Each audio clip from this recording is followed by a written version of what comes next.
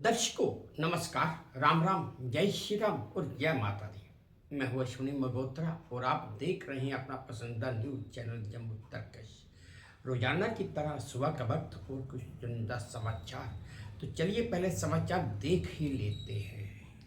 पहला समाचार यह है दर्शकों की माता वैष्णो देवी संघर्ष समिति ने जम्मू के भारतीय जनता पार्टी के विधायकों को चेतावनी दी है कि वो एलजी मनोज सिन्हा के कार्यक्रमों का बायकॉट करें और अगर ऐसा नहीं किया गया तो उनके पुतले भी जलाए जाएंगे और उनका घेराव भी किया जाएगा।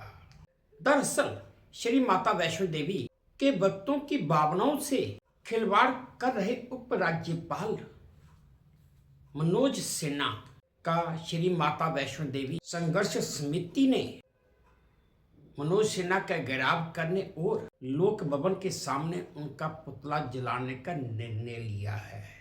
वहीं दूसरी तरफ विधायकों से भी साफ कह दिया गया है कि जब तक Shri Mata Vaishno institute of medical excellence में हिंदुओं के हितों की रक्षा की घोषणा नहीं हो जाती, जहां इस कॉलेज को बंद करने की घोषणा नहीं हो जाती, तब तक वह उपराज्यपाल के सभी कार्यक्रमों का बायकॉट करें और अगर कोई विधायक उपराज्यपाल के किसी कार्यक्रम में भी नजर आ गया तो अगले ही दिन उस विधायक का घेराव भी किया जाएगा और उसका पुतला भी जलाया जाएगा। अगला समाचार यह है दर्शकों कि नव वर्ष की शुरुआत में ही सरकार ने अब आम यात्रियों पर, आम लोगों की जेब पर कैंची चलाने का निर्णय ले लिया है। ट्रांसपोर्ट एसोसिएशन के दबाव में उठते हुए प्रदेश सरकार ने मंगलवार यानी कि कल बस और टैक्सी के किराए में 18% की वृद्धि पर सहमति जता दी है। दरअसल प्रदेश सरकार और ट्रांसपोर्ट एसोसिएशन के पदाधिकारियों के बीच में हुई मंगलवार शाम की बैठक में किराए वृद्धि पर सहमति बनी। बैठक के बाद ट्रांसपोर्ट अधिकारियों ने ये जानकारी मीडिया पर्सन यानी कि प्रेस वालों को दी है। दर्शकों मैं आपको ये भी बता दूं कि ये नई दरें 1 जनवरी 2026 से लागू भी हो जाएंगी। अब इन बड़ी दरों में मिनी बसें, टैक्सी, ऑटो वगैरह सब आ जाएंगे। इससे पहले साल 2021 में 19% की वृद्धि की गई थी और फिर उसके बाद साल 2024 में नई सरकार के गठन के बाद ई बसों के किराए में वृद्धि की जा चुकी है। दर्शकों जहां पर ये भी जानना जरूरी है कि पिछले 3 वर्षों में हालांकि डीजल की कीमतों में 10% तक की कमी आई है, पर इसके बावजूद सरकार ट्रांसपोर्ट एसोसिएशन के दबाव में झुक गई। दरअसल ये के ट्रांसपोर्ट वेलफेयर एसोसिएशन किराया बढ़ाने की मांग पर बार बार हड़ताल पर जाने की चेतावनी दे रही थी। जम्मू स्थित नागरिक शौचालय में मंगलवार शाम ऑल जे&के ट्रांसपोर्ट वेलफेयर एसोसिएशन परिवहन विभाग की मीटिंग हुई, बैठक में विभाग के वित्त आयुक्त संतोष डी वैद, परिवहन सचिव अवनी लवासा, परिवहन आयुक्त अंजू गुप्ता और जम्मू के आरटीओ जसमीत सिंह, इन सब के साथ ऑल जे&के ट्रांसपोर्ट वेलफेयर एसोसिएशन के चेयरमैन करण सिंह वजीर, अध्यक्ष विजय सिंह चिप, महासचिव गुलाम रसूल और अन्य पदाधिकारी बैठक में शामिल थे। अगला समाचार यह है दर्शकों कि वैसे जम्मू शहर और इसके आसपास के इलाकों में सुरक्षा में एक बहुत बड़ी चूक नजर आ रही है। तकरीबन 1 महीने के बाद 26 जनवरी भी आने वाली है और इस चूक की तरफ शायद ही किसी का ध्यान गया हो। दरअसल पुलिस मुख्यालय, जिला पुलिस लाइंस, सैन्य छावनियां और अन्य सुरक्षा एजेंसियों की अति संवेदनशील इमारतों के आसपास बेधड़क घूम रहे रेडी फड़ी वाले किसी भी हादसे का या कभी भी किसी भी सुरक्षा के लिए खतरा बन सकते हैं। दरअसल पुराने बस्तर, कश्मीरी हस्तशिल्प, शाल, जैकेट और अन्य सामान बेचने की आड़ में ये लोग दिन भर संवेदनशील इलाकों में आवाजाही करते रहते हैं। लेकिन हैरानगी की बात तो ये है कि पुलिस के पास इनका कोई भी ब्यौरा मौजूद नहीं है। रिपोर्ट्स के मुताबिक इन रेडी फड़ी वालों में ज़्यादातर लोग कश्मीर या बाहर दूसरे राज्यों से आए हुए हैं। और तो और इनकी पहचान और पृष्ठभूमि को लेकर भी पुलिस के पास कोई रिकॉर्ड नहीं है। और सुरक्षा विशेषज्ञों का मानना है कि इस तरह की अनियंत्रित आवाजाही आतंकियों या उनके मददगारों के लिए आसान कवर साबित हो सकती है। अगला समाचार यह है दर्शकों की गुलाम नबी शाह फई की संपत्ति को कुर्क करने का आदेश राष्ट्रीय जांच एजेंसी यानी कि NIA की विशेष अदालत ने दिया है। अदालत ने ये आदेश अमेरिका में कश्मीर को लेकर दुष्प्रचार में शामिल है पाकिस्तान की खुफिया एजेंसी ISI के एजेंट गुलाम नबी शाह फई की करीब 1.5 कनाल जमीन को तत्काल कुर्क करने का आदेश दिया है। NIA की कोर्ट पहले ही फई को भगोड़ा घोषित कर चुकी है और फई की संपत्ति कुर्क करने के अदालत के इस आदेश को केवल कानूनी कार्रवाई ही नहीं बल्कि उस पूरे देशद्रोही तंत्र पर सीधा वार माना जा रहा है जो विदेश में बैठकर भारत को चुनौती देता रहा है। अगला समाचार यह है दर्शकों की सांबा में दिल्ली पुलिस भर्ती परीक्षा केंद्र के सर्वर में सेंध लगाने के लिए हैकरों ने पहले तो मुर्गियों वाले कमरे को किराए पर लिया था। पुलिस ने 3 आरोपियों को हिरासत में लिया और लैपटॉप, कंप्यूटर और सर्वर जब्त करके जांच शुरू कर दी।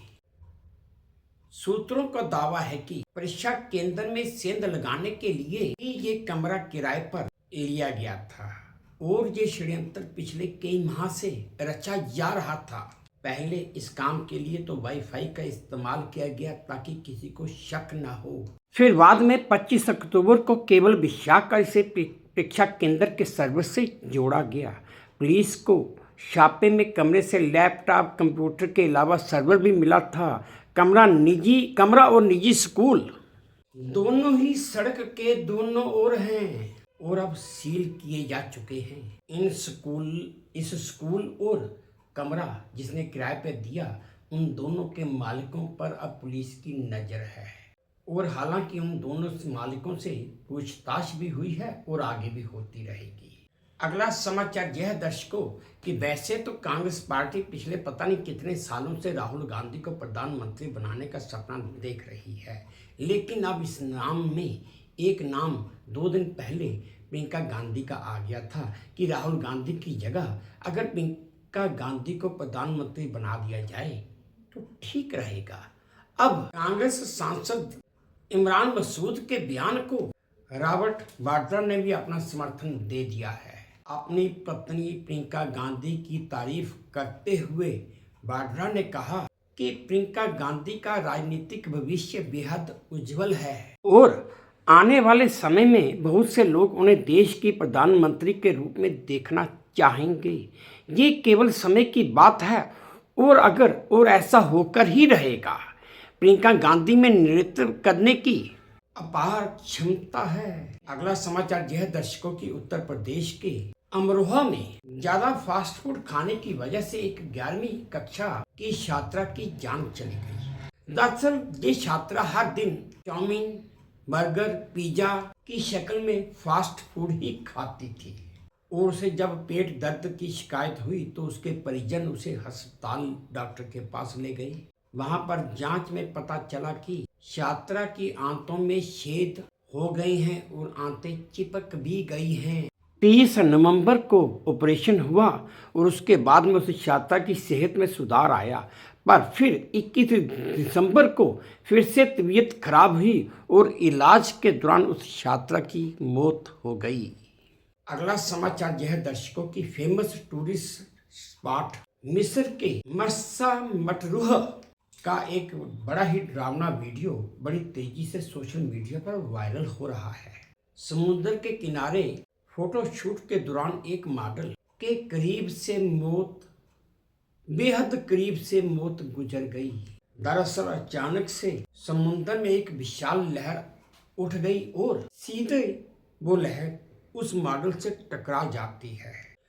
वो लहर इतनी बड़ी और इतनी विशाल थी कि उसके झटके से मॉडल चट्टान के साथ टकरा जाती है। मॉडल की किस्मत अच्छी थी कि वहाँ एक सुरक्षा रस्सी बंधी थी और वह उसी रस्सी को पकड़कर किसी तरह खुद को संभालती है और किनारे तक वापस आती है।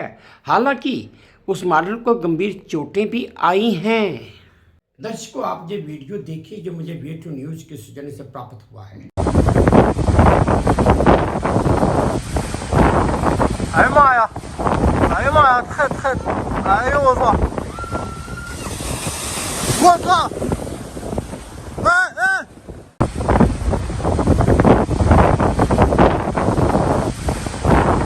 哎呀妈呀！哎呀妈呀！太！哎呦我操！我操！哎！ आज का आखिरी चुनिंदा समाचार यह है दर्शकों कि क्या कभी आपने एक बाघिन को या किसी भी बाघिन को अपने बच्चों के साथ मॉर्निंग वॉक पर निकलते हुए देखा हो या जाते हुए या चलते हुए देखा हो? ये नज़ारा महाराष्ट्र का है। महाराष्ट्र के चंद्रपुर स्थित तोबा अंधारी टाइगर रिजर्व में एक बाघिन और उसके बच्चों का वीडियो बड़ी तेजी से सोशल मीडिया पर वायरल हो रहा है। बाघिन सुबह की धूप में अपने बच्चों के साथ सैर करती हुई नजर आ रही है। वाइल्ड फोटोग्राफर निखिल चुनारकर ने अपने कैमरे में इस वीडियो को कैच किया है और पर्यटकों ने भी इस मनमोहक नज़ारे को देखा है। यूजर्स अब इस पर तरह तरह के कमेंट कर रहे हैं। एक ने लिखा मॉर्निंग वॉक सबके लिए ज़रूरी है और दूसरे ने लिखा जंगल तो है ही इनका। दर्शकों, आप ये वीडियो देखिए जो मुझे वे2 न्यूज़ के सौजन्य से प्राप्त हुआ है। दर्शकों, ये है वो वीडियो जहाँ पर एक बाघिन अपने बच्चों के साथ बाहर निकली हुई है। दरअसल इस वीडियो में एक म्यूजिक बना हुआ है और यूट्यूब पर कॉपीराइट की वजह से मैंने इसकी आवाज़ बंद की है। बाकी आप वीडियो देख ही रहे हैं। ये थे दर्शकों आज के कुछ चुनिंदा समाचार जो मैंने आप सबके साथ साझा किए हैं। उम्मीद करता हूँ आपको ठीक लगे होंगे। अगर ठीक लगे हैं तो मेरी वही प्रार्थना कि प्लीज़ मेरे इस चैनल को लाइक कर दीजिए, शेयर कर दीजिए और सब्सक्राइब भी कर दीजिए। और हाँ, अपने कमेंट्स मेरे कमेंट बॉक्स में ज़रूर डालिए ताकि मैं उन्हें भी ध्यान से पढ़ सकूँ। बस अब इसी उम्मीद के साथ आप सबसे विदा लेता हूँ कि आप अपना भी ध्यान रखेंगे, अपने देश का भी ध्यान रखेंगे। जय भारत और धन्यवाद।